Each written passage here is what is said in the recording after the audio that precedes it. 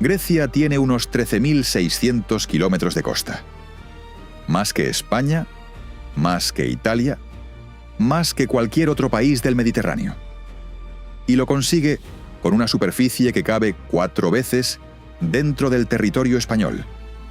Y con una población que no llega a la de Andalucía y Madrid juntas. No es un país con muchas playas.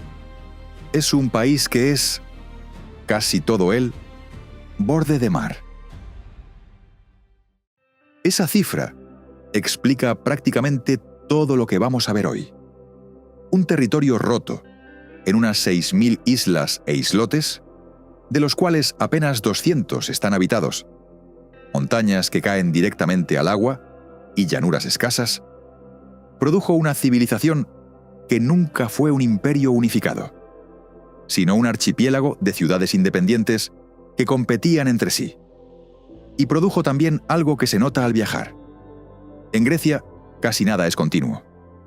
Cada isla tiene su arquitectura, su viento, su dialecto y su historia. Un pueblo de las Cícladas y un pueblo del Epiro no se parecen en nada. Y sin embargo, están en el mismo país. Hoy recorremos 16 de esos lugares, de norte a sur y de tierra firme a las islas. Desde los monasterios colgados sobre columnas de roca hasta los volcanes hundidos del Egeo. El Partenón se terminó hacia el 432 a.C. bajo el impulso de Pericles. Y su reputación de perfección tiene una explicación técnica que sorprende. En todo el edificio, prácticamente no hay una sola línea recta. Las columnas se inclinan ligeramente hacia adentro, engordan en su parte media y el suelo se curva unos centímetros hacia el centro. Todo ello son correcciones ópticas deliberadas, calculadas para compensar las distorsiones del ojo humano y hacer que un edificio ligeramente curvo se perciba como absolutamente recto. Su historia posterior es aún más asombrosa. Fue templo pagano, después iglesia cristiana y después mezquita, y sobrevivió intacto durante más de 2000 años. Lo que lo destruyó fue un episodio concreto. En 1687, durante el asedio veneciano de Atenas, los otomanos habían almacenado pólvora en su interior, y un proyectil la alcanzó. La explosión partió el edificio por la mitad en un segundo. Poco más de un siglo después, entre 1801 y 1812, el diplomático británico Lord Elgin retiró buena parte de los frisos y los vendió al Museo Británico, donde siguen. Grecia lleva décadas reclamándolos.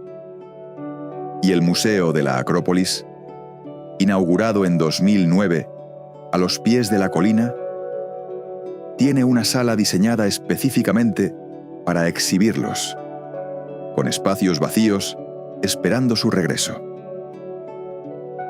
En el centro de Grecia, en la llanura de Tesalia, se levantan decenas de pilares de roca, de hasta 400 metros de altura, formados por un antiguo delta fluvial comprimido y después erosionado durante millones de años. El nombre significa, literalmente, suspendido en el aire.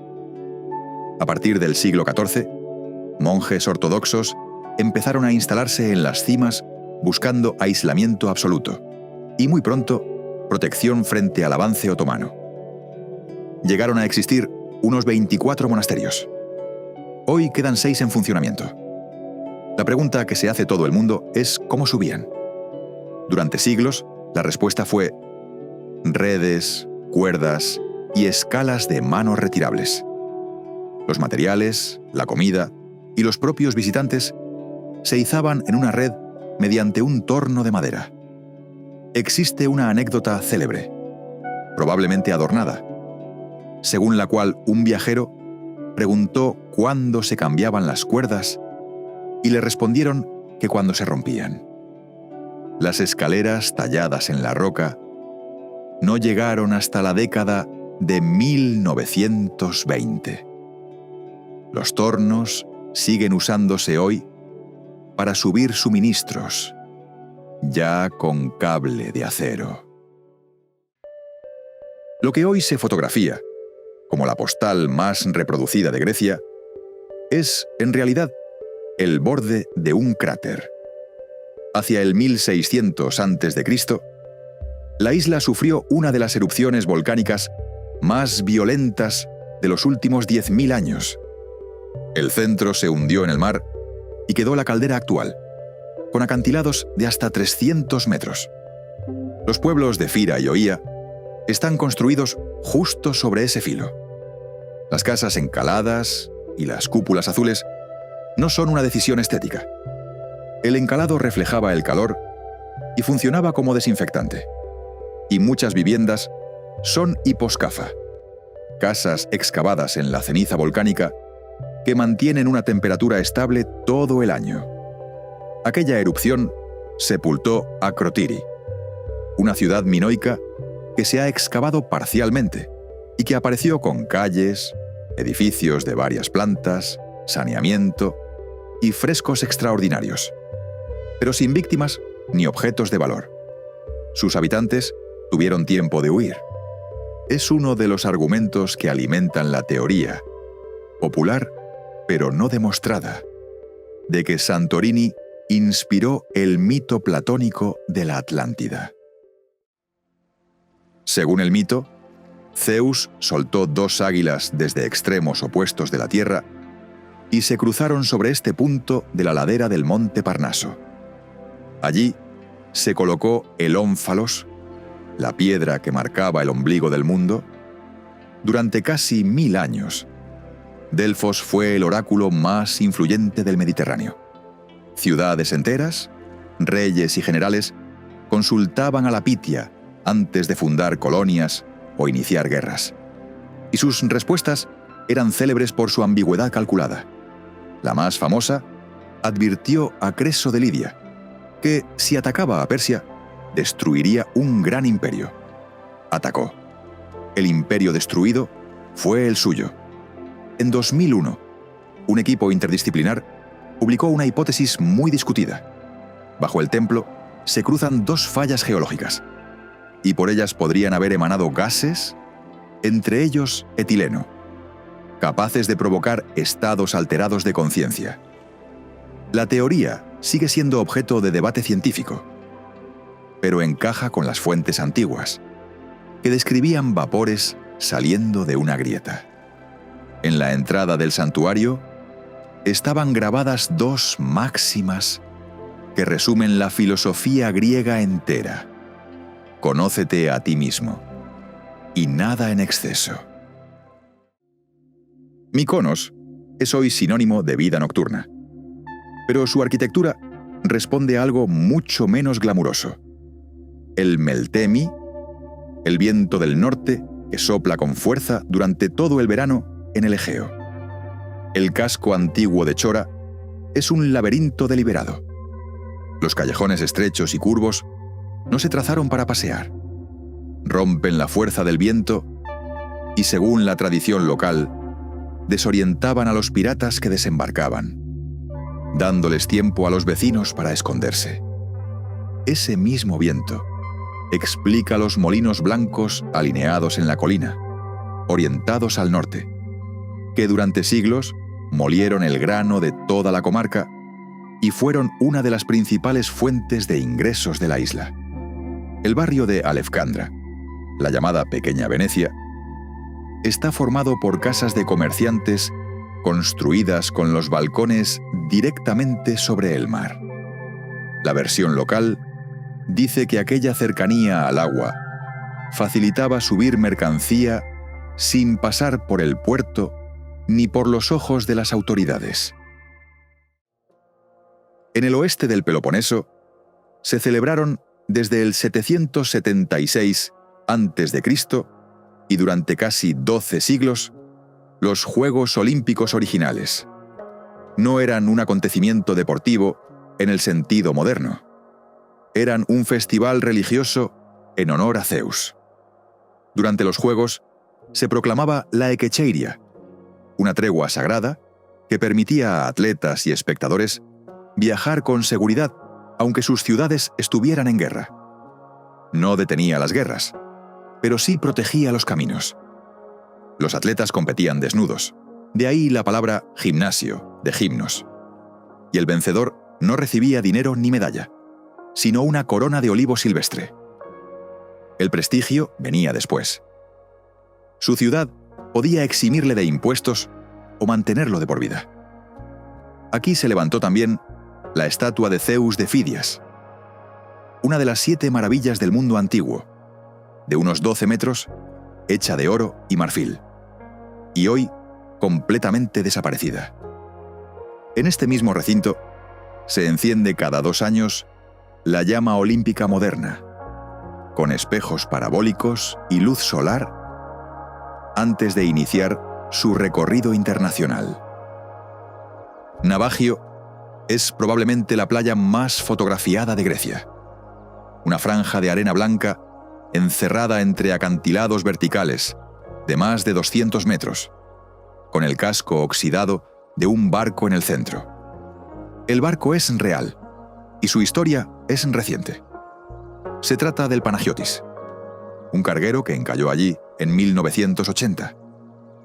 Según la versión más difundida, transportaba mercancía de contrabando y huía de la marina griega, cuando el mal tiempo lo empujó a la cala. Nadie lo retiró nunca. No hay ningún acceso por tierra. Solo se puede llegar en barco, y solo con buen mar. Desde arriba existe un mirador sobre el acantilado, que ha sufrido cierres periódicos por riesgo de desprendimientos.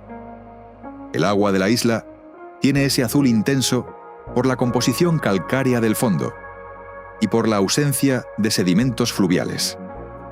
En las playas del sur de Zakynthos anida además la tortuga boba, protegida por un parque marino nacional que regula la navegación y el acceso nocturno en temporada de puesta.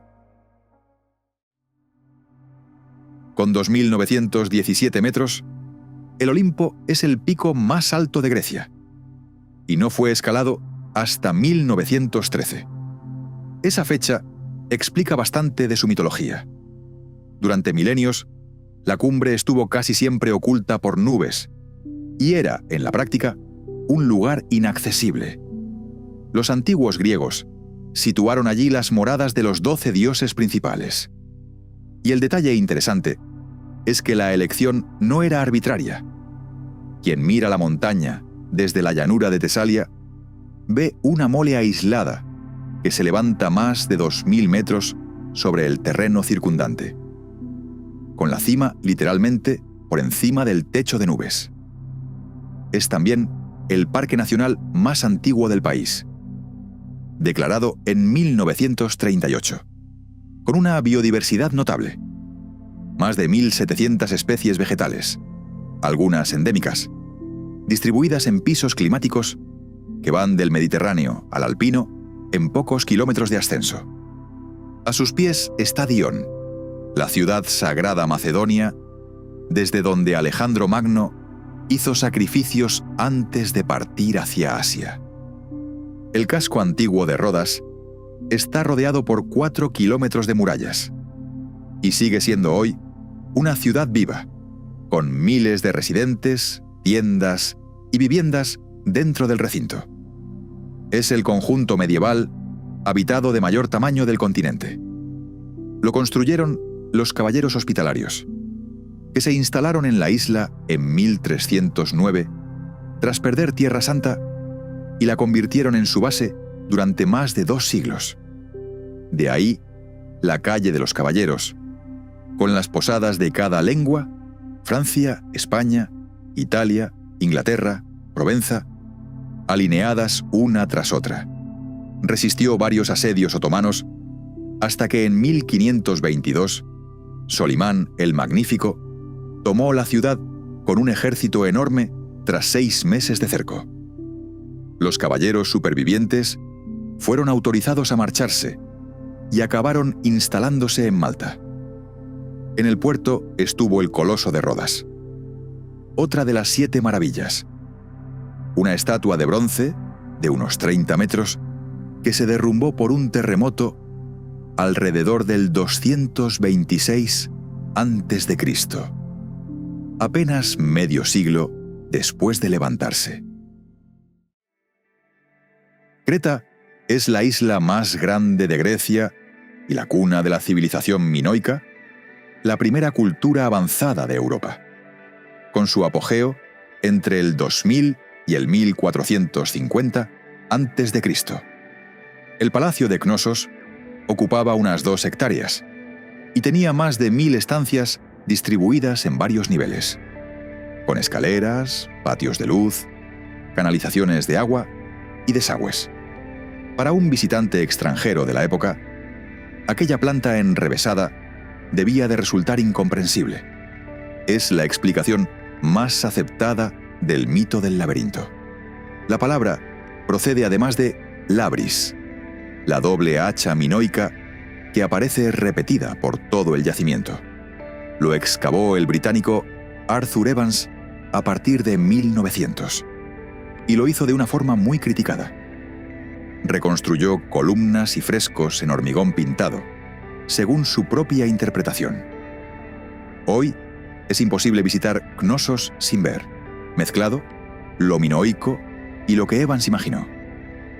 En Creta se encontraron además 3 sistemas de escritura.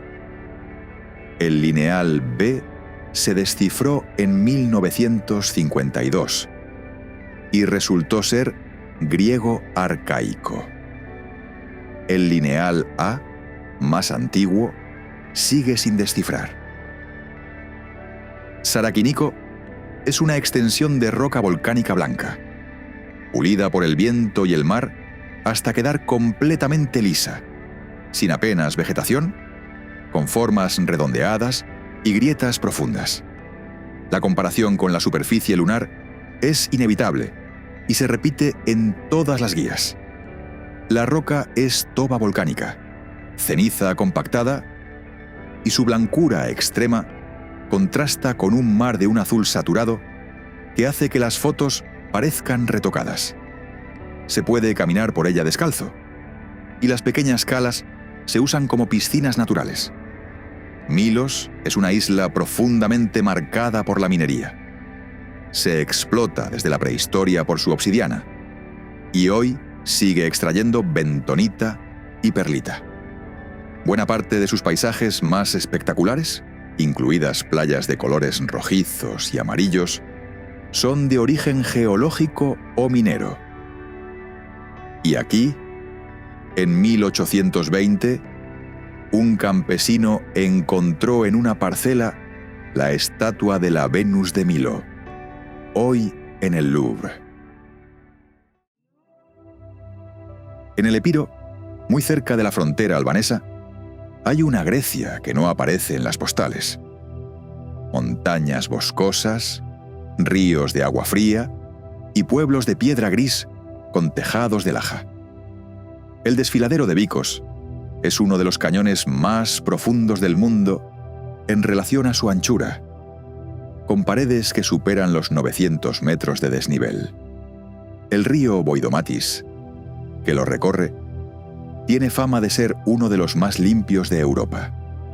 La comarca de Zagori está formada por unas 46 aldeas, conectadas históricamente por caminos empedrados y por decenas de puentes de piedra, de 1, 2 y 3 arcos, construidos entre los siglos XVIII y XIX y financiados por comerciantes locales emigrados que enviaban dinero a casa.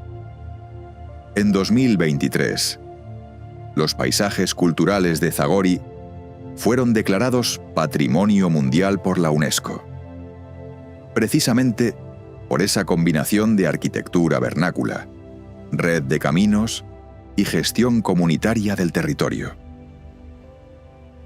Corfú, en el mar Jónico, tiene un aspecto claramente distinto al resto de Grecia, y el motivo es histórico. Estuvo bajo dominio de la República de Venecia durante unos 400 años y resistió con éxito varios asedios otomanos. Nunca formó parte del Imperio Otomano. De ahí sus dos fortalezas venecianas, los edificios altos de colores pastel, las calles estrechas llamadas Cantunia y una arcada de estilo parisino, la Liston, construida durante la breve ocupación francesa. Después llegaron los británicos, que administraron las islas Jónicas hasta 1864 y dejaron dos herencias curiosas: el cricket, que todavía se juega en la explanada central de la ciudad, y el ginger beer local.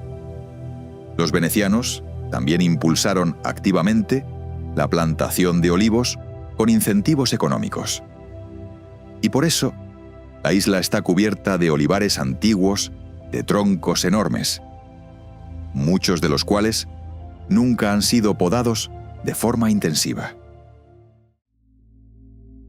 Nafplio fue la capital del Estado griego recién independizado entre 1823 y 1834, antes de que el gobierno se trasladara a Atenas.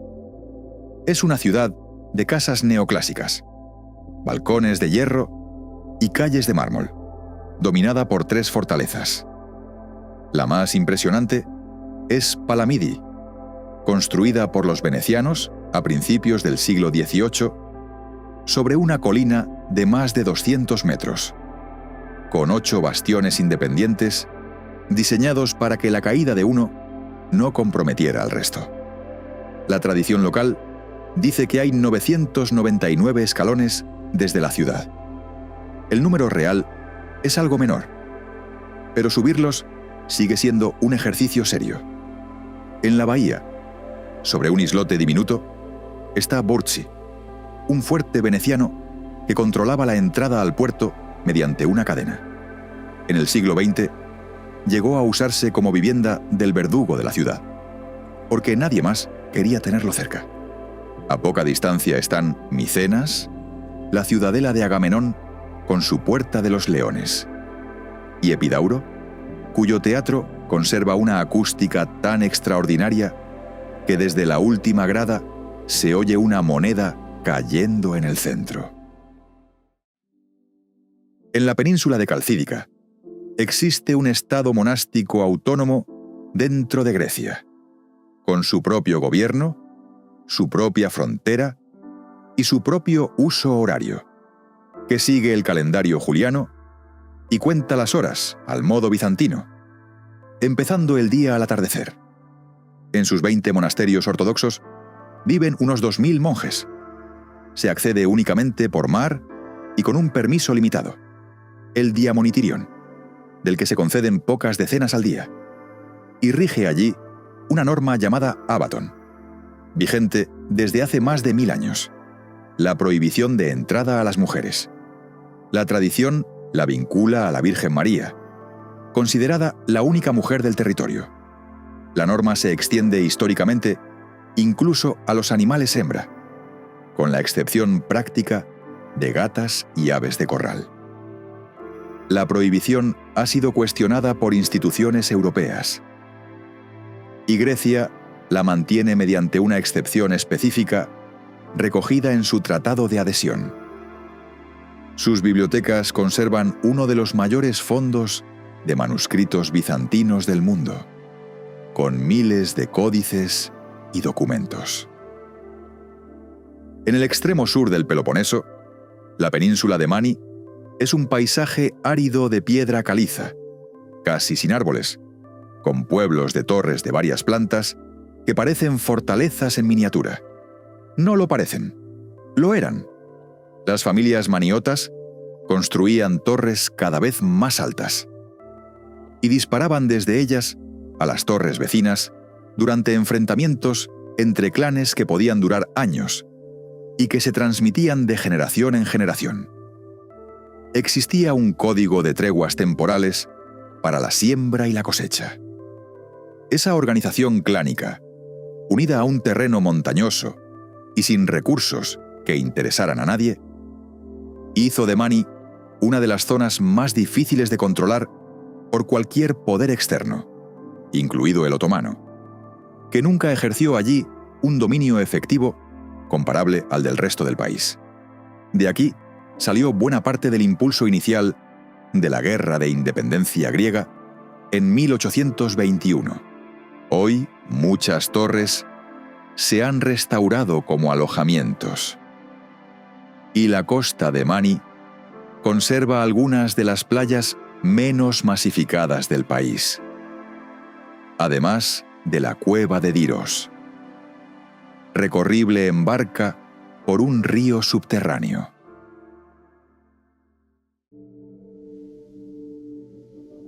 Un templo que curva todas sus líneas para parecer recto.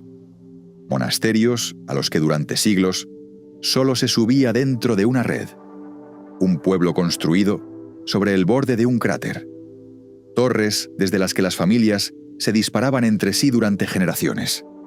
Grecia no es un país homogéneo, y ese es exactamente su rasgo definitorio.